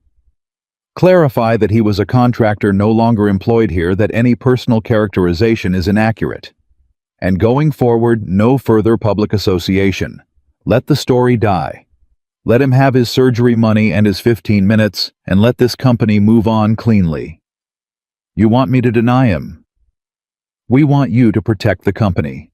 You want me to go on the record saying that a man who cleaned our floors for 3 years, whose daughter this company's guests just saved, is a stranger to me. She said it slowly, so everyone had to hear it. You want me to look at a camera and lie about the one honest thing that's happened to me in years to protect the stock price. When you put it that way, it sounds ugly, Preston said. Business often does. That's why not everyone can lead. And that right there was Preston's mistake, because he'd meant it as a knife, and Victoria heard it as the exact sentence her father used to say, that not everyone has what it takes, that some people have the fingers, but not the soul. And 30 years of flinching at a pencil rose up in her, and turned for the first time in her life into something else. Not fear. Fury. She stood up. You're right, Preston, she said. Not everyone can lead. Let me show you what it actually looks like. She turned to the board. I'm not going to deny him. I'm not going to issue your statement. And I'll tell you exactly why, so there's no confusion. She put both hands on the table. 30 years ago, a man I respected told me I didn't have what it takes. I believed him. I built my entire life around never letting anyone see the part of me he said was empty, and it made me very good at this job and very bad at being a person. And 3 weeks ago, a man who mops floors sat next to me on a bench and told me that man was wrong. He didn't want anything from me. He was the only one. Her voice didn't shake now. It was the steadiest it had ever been. So you can have my resignation, or you can have my statement defending Marcus Hale publicly and proudly with my name on it. But you cannot have both, and you will never ever have me on camera calling that man a stranger. I would rather lose this chair than lose the one thing he gave me back. The room was silent. Preston recovered first. Then the board accepts your resignation effective. The board hasn't voted, Whitfield said. Everyone turned. The old man was looking at Victoria with an expression that hadn't been there a minute ago. Whitfield had been on this board for 30 years. He'd hired 3 CEOs and buried 2. He'd watched 100 executives make the safe choice in this room, and he could not at this moment remember the last time he'd watched one refuse to. "I've spent 40 years in this business," Whitfield said slowly. "And I have never once seen coverage like we got last night. Not paid, not planned, not spun. Real. People are writing letters to a company they'd never heard of because that company was in the room when a little girl got saved." He turned to Preston. "And you want us to spend that goodwill, the most valuable thing this company has generated in a decade, on distancing ourselves from the man who generated it, because you're worried about optics?" Whitfield's voice cooled. "I've watched you work this board since midnight, Preston. Phone calls, concerns, protecting the company. You've spent more energy trying to remove Ms. Sterling in the last 12 hours than you've spent on this company in the last 12 months. And I'm old, but I'm not blind, and I know an ambition when it walks past me wearing a tie." Preston's face went white. "Whitfield. Sit down, Preston. I was protecting. Sit down." Preston sat. Whitfield turned back to Victoria, and something in the old man's face had gone almost gentle. "I knew your father, you know. Professionally. Years ago." He let that sit. "He was a brilliant man and a cold one, and I always suspected he was hell to be raised by. I'm sorry for whatever he did to you." He straightened. "I've heard enough. All in favor of accepting Ms. Sterling's resignation." Not one hand went up. "All in favor of Ms. Sterling remaining as CEO and issuing a company statement in full support of Mr. Hale and his daughter." The hands went up around the table one after another until they were all raised, all except Preston Vance, who sat rigid and alone at the far end, with his ambition exposed on the table in front of everyone, finally at last out of moves. "Motion carries," Whitfield said. "Welcome back, Victoria." He gathered his things. "Preston, you and I are going to have a separate conversation, somewhere less crowded." Victoria walked out of that boardroom, having lost nothing and won everything, and the first thing she did before the elevator even reached the ground floor was call Marcus. He picked up on the first ring. He picked up on the, "Are you okay?" he asked immediately. "There's a video. It's everywhere. Are you in trouble? Because if this is causing you problems, I'll go on record and say we never." "Marcus?" "I'll say I don't even know you if it protects your—" "Marcus, stop." She was laughing, standing in the lobby now, the same lobby, the piano still in the corner. "I just walked out of a board meeting where they asked me to deny you, to go on camera and call you a stranger to save the company's reputation." The line went quiet. "What did you say?" Marcus asked. "I told them they could have my resignation instead." She looked at the piano. "And Marcus, the whole board backed me. Every single one. Preston tried to burn us both down, and it blew up in his face. Whitfield knew my father. Isn't that something? 40 years, and the one time I finally refused to be a coward about anything, an old man I barely know looked at me like he'd been waiting my whole life for me to do it." Her voice caught. "You did that. 3 weeks ago, I'd have signed their statement without blinking and felt smart about it." "Victoria." Marcus's voice was rough. "You'd have resigned. For me. You built that whole life. Your father's voice, 30 years, all of it. And you'd have thrown the whole thing away rather than—" "Yes," she said simply. "I would have. That's what I'm telling you. That's what you gave me back. The ability to know which things are worth throwing away." There was a long silence on the line, and then Marcus said quietly, "Lily's surgery is Thursday. Dr. Osei called this morning. A slot opened up." A breath. "Will you come to the hospital? I don't—" His voice thickened. "I've done every hard thing in the last 8 years alone. I don't think I want to do this one alone. And there's nobody else I'd—" He stopped. "Will you come?" Victoria closed her eyes, standing in her lobby, 40 floors of glass above her, and a piano she couldn't yet play in the corner, and a man on the phone asking her to sit with him through the worst hours of his life. And she understood that of all the things she'd won that morning, the boardroom, the vote, her name still on the top floor, this was the only one that mattered, that a proud man who did everything alone had just asked her not to let him be alone. "Try to stop me," she said. Thursday came slower than any day of Marcus's life, and then arrived all at once. They wheeled Lily back at 6 in the morning, and she was brave. She was always brave. She waved at him from the gurney and said, "See you when I'm faster than Maya, Daddy." And then the doors closed, and Marcus Hale stood in a hallway at Children's Hospital, with nothing left to do but wait, which was the one thing he'd never been able to bear. He didn't wait alone. Victoria was there at 5:30 before he'd even asked her to come early with coffee. She'd remembered how he took now, and she sat with him through the longest 6 hours either of them had ever lived, and she didn't fill the silence with anything false. She just stayed, hour after hour, her shoulder against his, two people who'd built their whole lives around never needing anyone learning in a hospital hallway how to need each other. At the 4th hour, Marcus put his face in his hands and finally let himself shake, and Victoria didn't say a word. She just put her arm around him and held on the way he'd held her in a corridor a week before. And neither of them said anything about it, because some things don't need saying.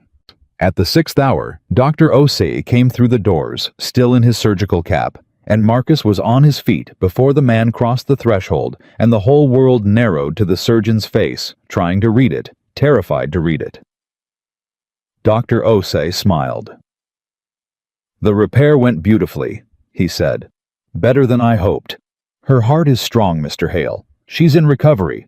She's going to be just fine." He paused and let it sink into the father in front of him. "She's going to be able to run." Marcus made a sound that wasn't a word. His legs went, and Victoria caught him the way he'd caught her at the piano. The way they'd been catching each other for weeks now without naming it.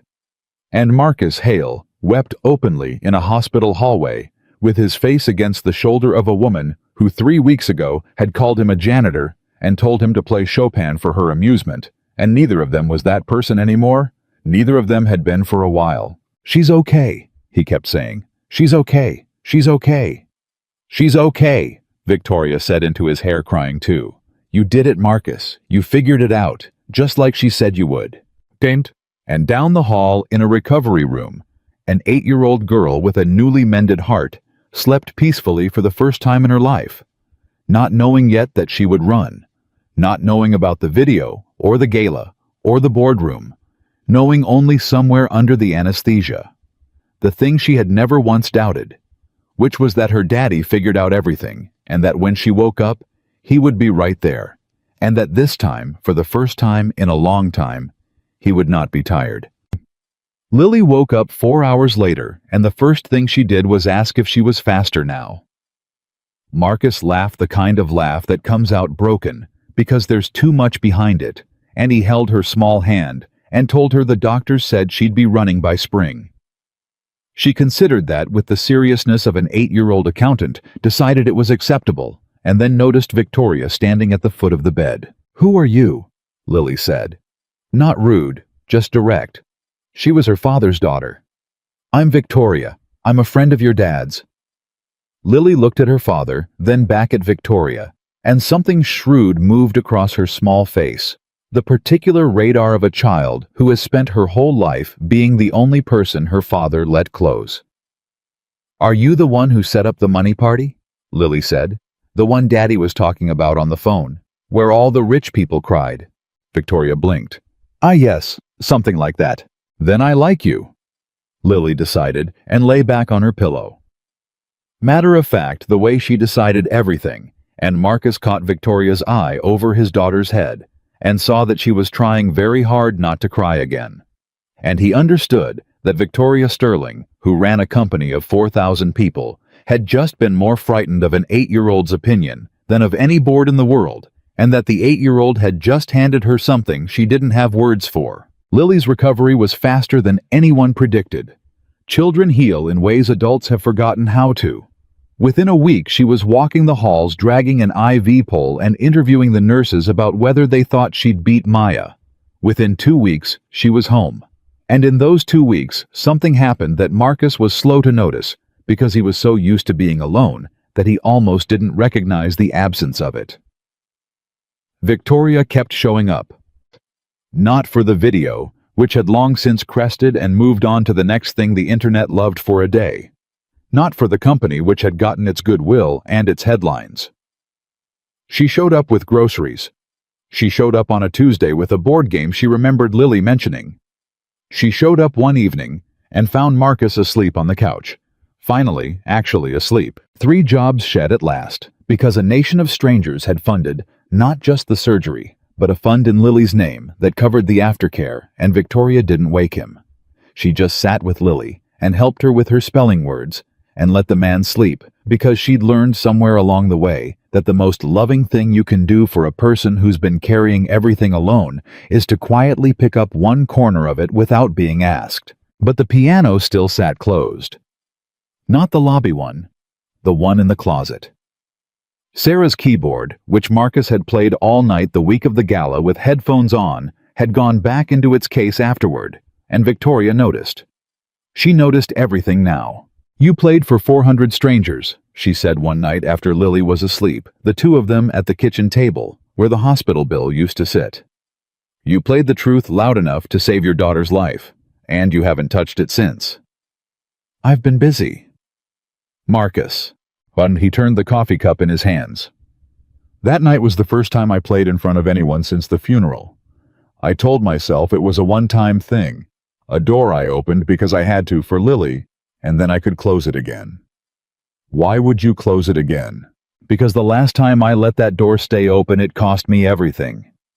He said it quietly. "I was so good at it, Victoria, that I let it take me away from her. From Sarah. I was in Vienna when she got her diagnosis. I'll never get that back. The music did that. So I'm scared of what happens if I love it again. I'm scared of who I become." And Victoria, who had spent 30 years afraid of the exact same thing from the opposite direction, reached across the table and took his hand the first time she'd initiated it and said the truest thing she knew. "The music didn't take you away from Sarah," she said. "Ambition did. Fame did. The version of the gift that was about applause did. But that's not the only version. You proved that yourself 2 weeks ago. You played to save your daughter not to be seen, and it saved her." She squeezed his hand. "You keep thinking the gift is the enemy. The gift isn't the enemy, Marcus. It never was. It's just a tool. It builds whatever you point it at. You pointed it at fame once, and it cost you. Point it at love and see what it does." Marcus looked at her for a long moment. Then he got up, went to the closet, and took out the case. He set the keyboard on the kitchen table, and he plugged it in, and this time he didn't reach for the headphones. He played out loud in his own kitchen for an audience of 1, and Victoria Sterling listened to a private concert that no video ever captured and no crowd ever applauded.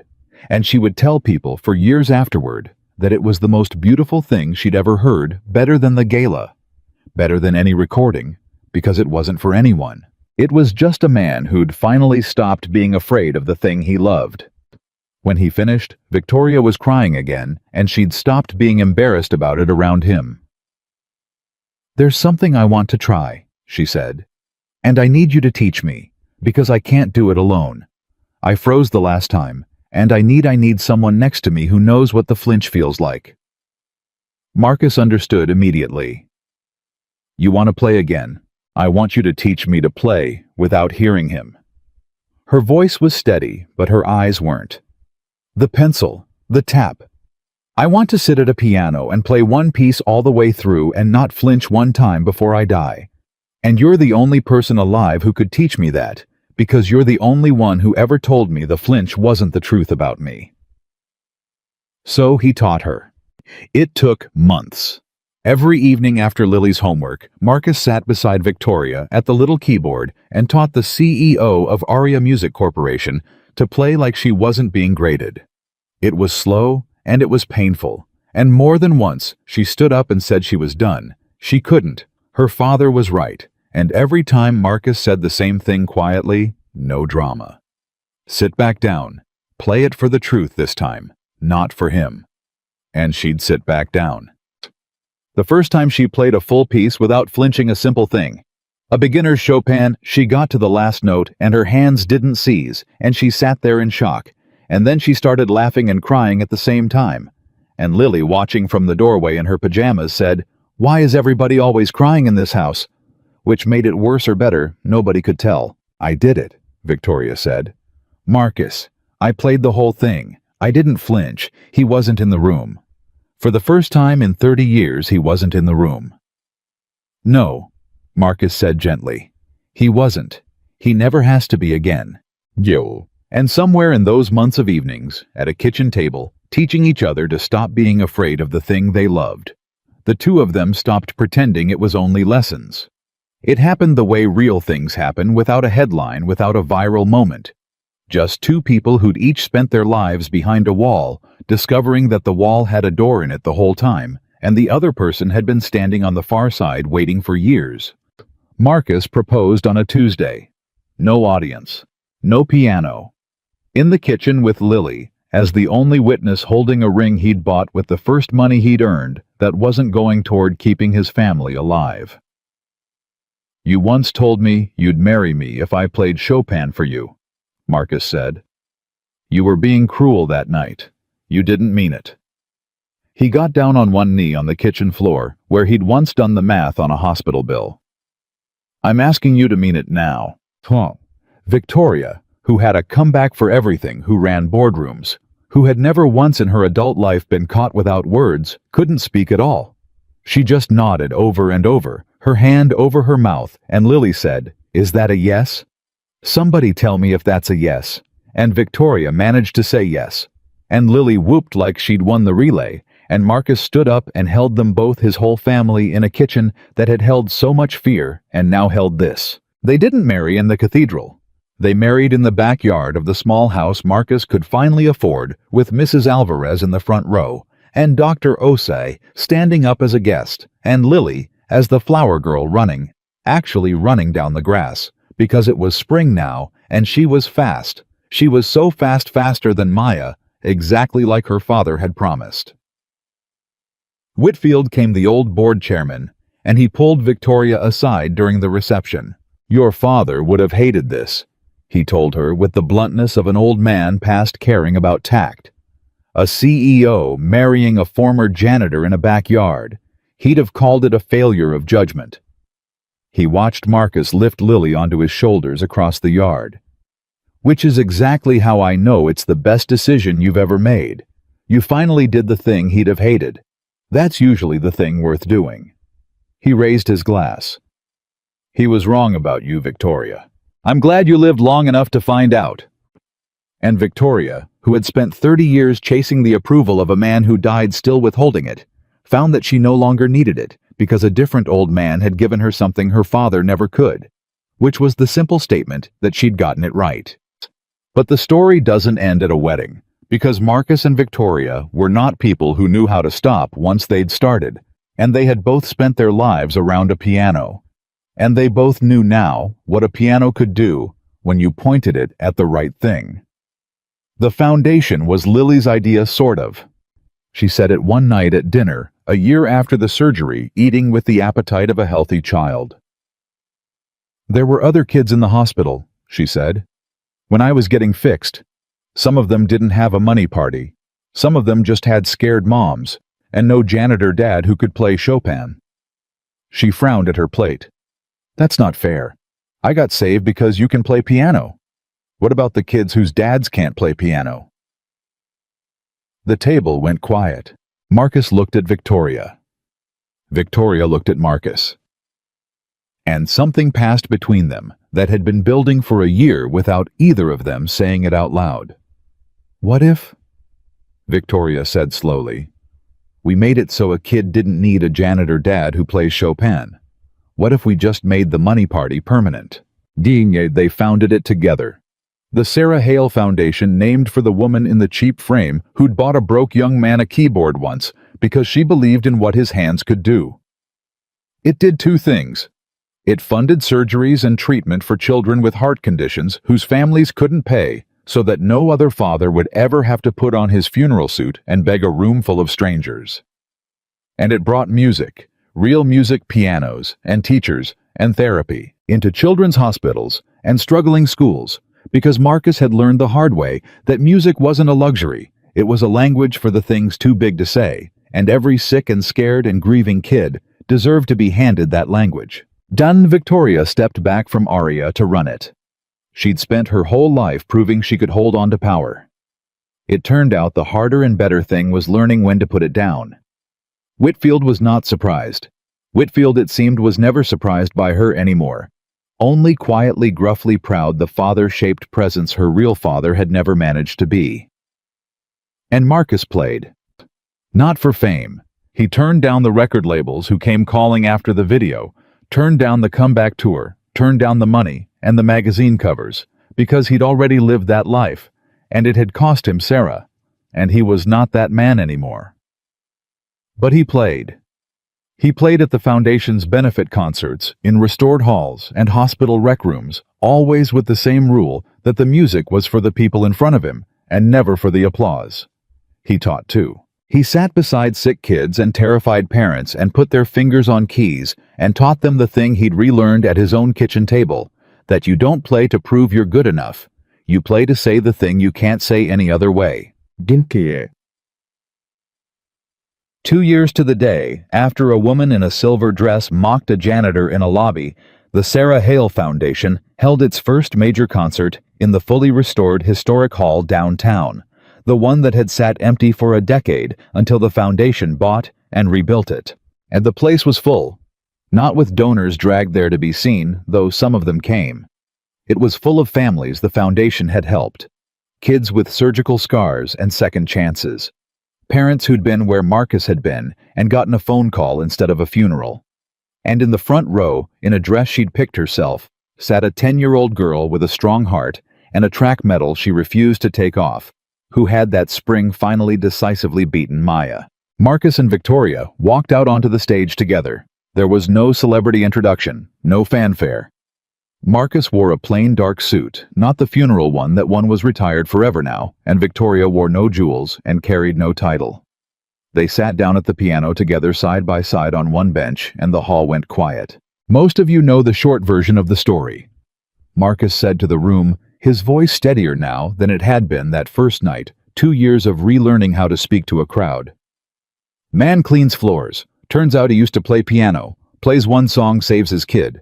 It's a nice story. It's on the internet. A soft laugh moved through the hall. But that's not the real story. The real story is that I spent 8 years believing the thing I loved most was the thing that had ruined my life, so I buried it. And I'd have kept it buried until I died, and I'd have died a smaller man than I was born to be. He looked at Victoria beside him. Except a woman I couldn't stand told me to play Chopin for her one night as a joke to humiliate me. And it turned out to be the most important thing anyone ever said to me. Because it woke up the part of me I'd buried. And that part is the part that saved my daughter's life. He reached over and took Victoria's hand on the bench. And this woman, he said, who did the humiliating, spent 30 years believing a man with a pencil who told her she had no soul. So we're a matched set, her and me. 2 people who buried the best thing about ourselves because somebody convinced us it wasn't safe to love it. He smiled. We've spent 2 years digging each other back out. This is what we found. Then he turned to the piano and to Victoria, and he said quietly, just for her, but the hall was silent enough to hear it. You ready? No, Victoria whispered, terrified, thrilled 30 years and 2 years, all pressing down on this moment. Play it with me anyway. And they played. May. It was the piece Marcus had abandoned. The one he'd started writing for Sarah and never finished the composition that had died in him when she died, that he'd carried unfinished in his chest for a decade. Except it wasn't unfinished anymore. He and Victoria had completed it together over a year of evenings at a kitchen table, his grief and her fear woven into something that was neither something new A piece about burial and about digging out, about the flinch and about the note that comes anyway when you stop being afraid of it. They played it 4 hands, 2 people who had each been too broken to play alone, and it was not perfect, and that was the entire point. There was a moment near the end where Victoria's hands tightened, where 30 years of pencil tap rose up in her one last time, and Marcus felt it beside him, and without stopping, he leaned in and murmured, "For the truth, not for him." And her hands loosened, and she played through it, and she did not flinch. She did not flinch. The last chord rang out and hung in the restored hall, and slowly dissolved into nothing, and for a moment there was that same weighted silence there had been in the ballroom 2 years before. And then the hall rose. Not the polite applause of a gala. Not networking. A room full of people who had been saved, and their families on their feet. And the sound of it broke over Marcus and Victoria on the bench, and Marcus looked out and found the front row, and found the girl with the track medal and the strong heart standing on her chair, so she could see over the adults clapping harder than anyone mouthing something at him. "You figured it out, Daddy." And he had. Marcus Hale, who had once knelt on a marble floor, scrubbing away the footprints of people who never once saw him, sat on a stage in a hall. His own foundation had built beside a wife who had once mocked him, and now completed his unfinished music with her own hands in front of a room full of children who were alive because a proud man finally learned to stop being proud, and he understood the whole shape of it at last. Victoria had been wrong that first night. She hadn't fallen in love because he played Chopin. She'd fallen in love because, unlike every polished, powerful, hollow person she'd ever known, he had never once stopped playing for the people who actually mattered, even when it cost him everything, even when no one was watching, even when it would have been so much easier to quit. That was the truth Chopin had been trying to tell her all along. That was the truth Marcus had spoken in a lobby before he knew it would change both their lives. Greatness was never the applause. It was never the fame or the title or the tower with your name on top. Greatness was a father in a funeral suit walking toward a piano to beg for his daughter's life. It was a woman throwing away an empire rather than deny the one honest thing she'd ever found. It was 2 broken people teaching each other note by note, evening by evening, that the thing you love is not your enemy, and the flinch is not the truth, and it is never ever too late to dig out the part of yourself you buried. The quietest man in the room had been carrying the greatest gift all along, and he had never once used it for himself. He had used it every time for the people he loved. That is what saved them all.